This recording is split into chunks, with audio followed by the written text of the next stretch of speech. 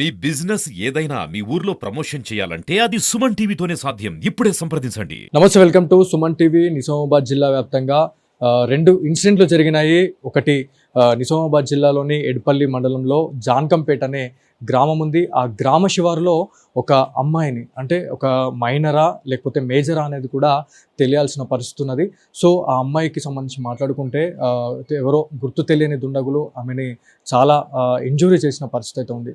So అక్కడి గ్రామస్తులు ఏం చేశారు అంటే, మార్నింగ్ టైంలో, ఇది యాక్చువల్లీ నైట్ జరిగిందంట, మార్నింగ్ టైంలో వాకింగ్ వెళ్ళే వాళ్ళు కావచ్చు, జాన్కంపేట నుంచి మనకి ఆ ఏరియాకి సంబంధించి మాట్లాడుకుంటే పక్కనే మోస్రా వెళ్ళే ప్రధాన రహదారి, అదేవిధంగా కుర్నపల్లికి వెళ్ళే ప్రధాన రహదారి కాబట్టి మార్నింగ్ టైంలో వాళ్ళు బైక్ పైన వెళ్తున్న టైంలో వేరే వాళ్ళు ఐడెంటిఫై చేశారంట. ఐడెంటిఫై చేసిన తర్వాత ఎడ్పల్లి పోలీస్ స్టేషన్ వాళ్ళకి సమాచారం ఇచ్చిన తర్వాత వాళ్ళు వచ్చేసిన తర్వాత మనకి సంబంధిత ఏదైతే మనకి ఎడ్పల్లికి సంబంధించి మాట్లాడుకుంటే ఆ పిఎస్సి ఏదైతే మనకి గవర్నమెంట్ హాస్పిటల్ ఏదైతే ఉంటుందో బోధన్కి వస్తుంది. సో బోధన్కి అమ్మాయిని తరలించారు. అక్కడ కేసు అనేది ఇక్కడ చాలా డెలికేటెడ్గా ఉంది. ఖచ్చితంగా నిజామాబాద్కి ప్రిఫర్ చేయాలి అని అనుకున్న తర్వాత నిజామాబాద్ జీజీహెచ్కి ఆ అమ్మాయిని తరలించారు. సో ఈ అన్నింటికి సంబంధించి అసలు వివరాలు తెలుసుకునేందుకు మనతో నిజామాబాద్ జిల్లా సూపరింటెండెంట్ అధికారి ఉన్నారు, ప్రతిమారాజ్ గారు. ఒకసారి వారితో మాట్లాడదాము. మ్యామ్ నమస్తే. నిన్న ఏదైతే ఒక ఇన్సిడెంట్ జరిగిందో చాలా బాధాకరం. ఒక అమ్మాయిని నిర్దాక్షిణ్యంగా చాలా దాడి చేసిన పరిస్థితి ఉంది. సో మీకు ఎలాంటి వివరాలు వచ్చినాయి మీ దగ్గరికి? వివరాలంటే మాకు డైరెక్ట్గా పేషెంట్ని, అమ్మాయిని నిన్న మధ్యాహ్నం తీసుకురావడం జరిగింది. తీసుకొచ్చిన వెంటనే ఆ అమ్మాయిని ఎగ్జామిన్ చేసినప్పుడు డాక్టర్లు పరిశీలించినప్పుడు కాన్షియస్నెస్లో లేదు, కోమాలో ఉంది. ఇమీడియట్గా 5 మినిట్స్లోనే సిటీ స్కాన్ చేపించాము. సిటీ స్కాన్లో బ్రెయిన్ లోపల కన్ఫ్యూషన్స్ వచ్చాయి, అంటే బ్లీడింగ్ అయింది. అండ్ స్కల్ బోన్స్ ఏవైతే ఉన్నాయో అవన్నీ కూడా ఫ్రాక్చర్స్ అవ్వడం జరిగింది. కన్ను, లెఫ్ట్ సైడ్ కన్ను బోన్ ఏదైతే ఉందో అది కూడా ఫ్రాక్చర్ అయింది.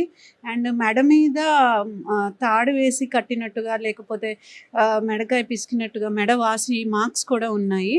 సో అమ్మాయిని చూసినప్పుడైతే మనసు తరుక్కుపోయింది. ఎందుకంటే చిన్న పాపలాగా ఉంది, ఒక 15-16 సంవత్సరాలు ఉన్నట్టుగా అనిపించింది. మైనర్ అమ్మాయి అనుకుంటున్నాము.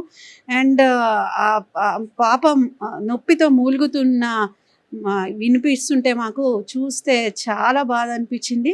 అండ్ దగ్గరలో అసలు పేరెంట్స్ కానీ ఎవరు కూడా రాలేదు. అండ్ బట్ ఇమీడియట్గా న్యూరో సర్జన్ని పిలిచాము. అండ్ ఆపరేషన్ సర్జరీ ఏదన్నా అవసరమైతే తీసుకుందామని అంతా రెడీ చేసాము. కానీ సర్జరీకి యాక్సెసబుల్ పాయింట్స్లో బ్లీడింగ్ లేదు. సో కన్జర్వేటివ్ మేనేజ్మెంటే న్యూరో సర్జన్ ప్రిఫర్ చేశారు. దాన్ని తీసుకున్నాము. ఇమ్మీడియట్గా సఖీకి ఇన్ఫామ్ చేశాము. రౌండ్ ద క్లాక్ ఒక అమ్మాయిని ఆ అమ్మాయి దగ్గర ఉండేటట్టు, క్లీన్ చేసేటట్టు, మెడిసిన్స్ పక్కన ఉండేటట్టుగా చేశాము. అండ్ పోలీస్ వాళ్ళు కూడా రావడం జరిగింది. ఆల్రెడీ కొన్ని న్యూస్ ఆర్టికల్స్లో రేప్ అటెంప్ట్ కూడా జరిగిందేమో అనే సందేహం అనేది వాళ్ళు వ్యక్తం చేస్తూ ఉన్నారు. సో ఈ ఇన్సిడెంటే కాకుండా కామారెడ్డి ఏరియాలో కూడా ఒక బాన్స్వాడ అటవీ ప్రాంతంలో ఒక అమ్మాయిని చాలా దారుణంగా కొట్టి అక్కడ ఫారెస్ట్ ప్రాంతంలో పడేయడం జరిగింది. సో ఈ ఇన్సిడెంట్స్ చూసిన తర్వాత అసలు మీరు పబ్లిక్కి ఏం మెసేజ్ ఇవ్వాలనుకుంటున్నారు?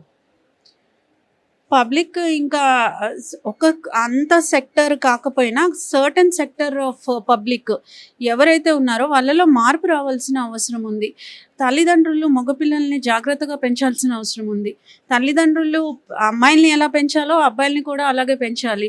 ప్రతి దగ్గర అబ్బాయిల్ని ఫ్రీగా వదిలేయడం, ఏదన్నా చేయొచ్చు అనే ఒకటి భరోసా, మగపిల్లలు పెరిగినప్పటి నుంచి, చిన్నప్పటి నుంచి వాడు మగోడు ఏదన్నా చేయొచ్చు అనే మైండ్ సెట్ మీరు కలగజేయడం మూలంగా ఆ పిల్లలు ఇలాంటి తప్పులు చేస్తూ ఉన్నారు.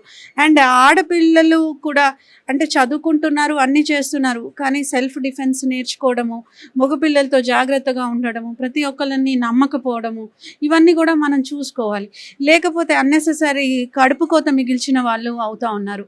అంటే ఇదే కాకుండా మీకు ఒకవేళ అమ్మాయి నచ్చలేదు, అమ్మాయిలతో గొడవలు అవుతున్నాయి, సో భరించలేకపోతున్నారు అనుకుంటే విడిపోండి కదా. ప్రాణాలు తీసే మీకు అధికారం ఎవరు ఇచ్చారు? మీరు ప్రాణం పోయినప్పుడు మీరు ప్రాణం తీసే అధికారం ఉందా?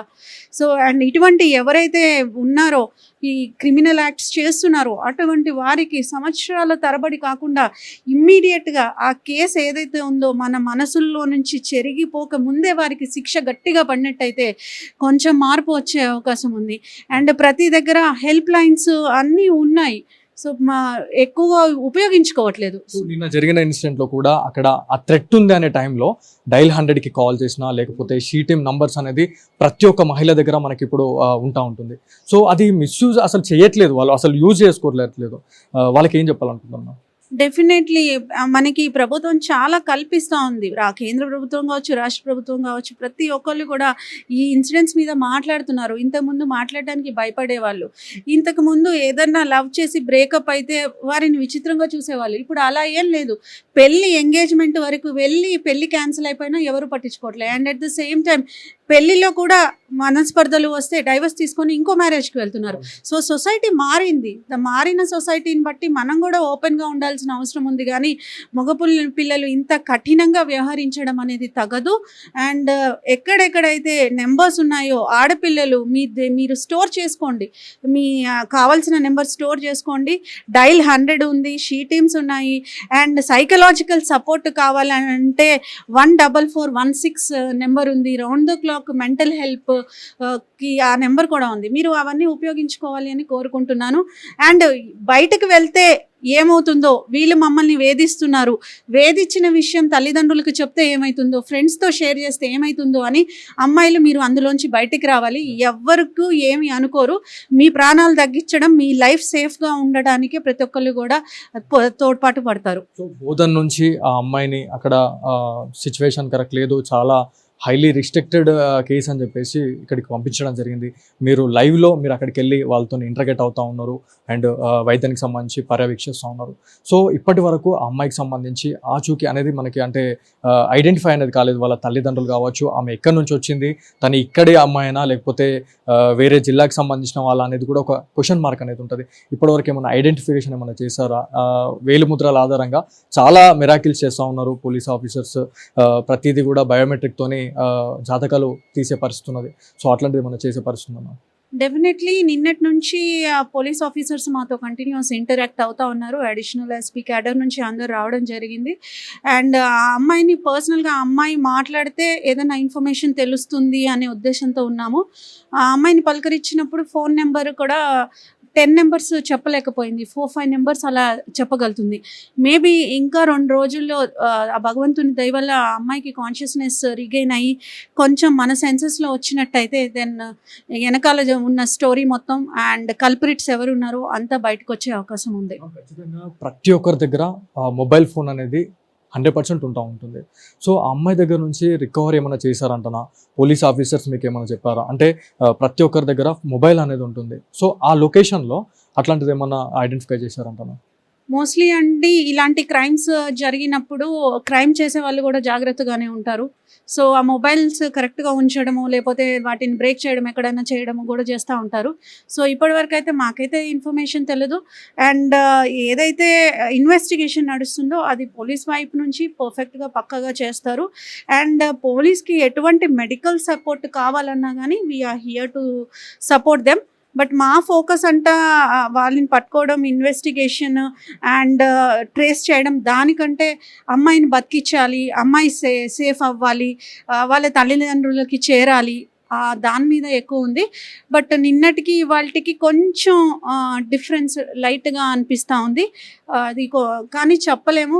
ఇలాంటి ఇంజురీస్ జరిగినప్పుడు ఒక రోజు అప్ బాగుంటుంది, ఇంకో రోజు డౌన్ అయిపోతుంది హెల్త్ కండిషను. సో నిన్నటికంటే ఈరోజు కొంచెం ఒక పిసరంతా బాగుంది. But we can't tell that it can be sustained అని అయితే చెప్పలేము. సో చూద్దాం, ఒక 1 వీక్లో ఆమెను కనుక సేవ్ చేసి పంపిస్తే మా హాస్పిటల్కి అయితే ఒక బిగ్ అచీవ్మెంటే ఉంటుంది. అమ్మాయి గురించి మాట్లాడుకుంటే తను మేజరా మైనరా అనేది కూడా చాలా పెద్ద బిగ్ క్వశ్చన్ మార్క్ ఉంది. సో దాని గురించి ఏమైనా ఐడెంటిఫికేషన్ అయిందా? ప్రస్తుతం అయితే అమ్మాయి మైనర్ అని అనుకుంటున్నాము. ఆమె కండిషన్ బట్టి డాక్టర్స్ అసెస్ చేసిన దాన్ని బట్టి మైనర్ అనుకుంటున్నాము. అండ్ ఇంకా ఫోరెన్సిక్ విభాగం వాళ్ళు డెప్త్లో చేయాల్సి వస్తుంది. కానీ ఆ అమ్మాయి కొంచెం కాన్షియస్నెస్ వచ్చింది అంటే దాని వాళ్ళ పేరెంట్స్ సంగతి కానీ వాళ్ళ కాంటాక్ట్స్ కానీ ట్రేస్ చేస్తే దెన్ ఆమె ఐడి ప్రూఫ్స్ అన్నీ ఈజీగా బయటపడతాయి. సో అప్పుడు మనము మేజరా మైనరా చెప్పొచ్చు. మేమైతే ఇప్పుడు వరకు అయితే వీఆర్ థింకింగ్ చూసిన దాన్ని బట్టి అమ్మాయిని ఎక్స్రేస్కి అన్నిటికీ మూవ్ చేసే కండిషన్లో కూడా లేదు. ఏజ్ డిటర్మినేషన్ కోసం కొన్ని అవసరం అవుతాయి మాకు, అవి చేసే పరిస్థితిలో అమ్మాయి లేదు. మీరు ఆల్రెడీ ఫోరెన్సిక్కి సంబంధించి మీరు మాట్లాడుతూ ఉన్నారు, అంటే అమ్మాయి పైన లైంగికంగా ఏమైనా దాడులు చేసిరు అనే క్వశ్చన్ ఏమైనా ఉందనుకుంటున్నారా? ఆ అమ్మాయి పైన దాడి జరిగింది అని మేము 100% అసర్టైన్ చేసి చెప్పలేము. జరిగి ఉండొచ్చు అని అనుకుంటున్నాము. అండ్ బట్ కన్సర్న్ ఏదైతే ఉందో మాకు శాంపుల్స్ అనేవి మేజర్గా అవసరం పడతాయి. Evidence is more important. నిన్న వచ్చిన ఫస్ట్ హాఫ్ అన్ అవర్లోనే అన్నీ తీసేసుకున్నాము, తీసుకొని ఫోరెన్సిక్కి పంపించడం జరిగింది. మనం చూడొచ్చు, రెండు తెలుగు రాష్ట్రాల్లో కూడా ఇప్పటికే చాలా ఇన్సిడెంట్లు జరుగుతూ ఉన్నాయి. పోలీస్ డిపార్ట్మెంట్ నుంచి కూడా ఎన్ని రకాలైనటువంటి అవేర్నెస్ చేసినా కూడా ఎవరు మారే పరిస్థితి లేదని చెప్పేసి క్లియర్గా కనిపిస్తూ ఉంది. సో నిజామాబాద్ జిల్లాతో పాటు పక్కనే ఉన్న ఉమ్మడి నిజామాబాద్ జిల్లాలోని కామారెడ్డి జిల్లాలో గల ఒక మన బాన్స్వాడ అటవీ ప్రాంతంలో కూడా ఒక ఇన్సిడెంట్ జరిగింది అని చెప్పేసి మనకి ప్రాథమికంగా సమాచారం వచ్చింది. సో ఆ స్పాట్కి వెళ్ళి కూడా కామారెడ్డి జిల్లాకి సంబంధించిన ఎస్పీ సింధు శర్మ గారు విజిట్ చేయడం జరిగింది. అక్కడ కూడా ఒక అమ్మాయిని చాలా చితకబాది అక్కడ పడేసారు.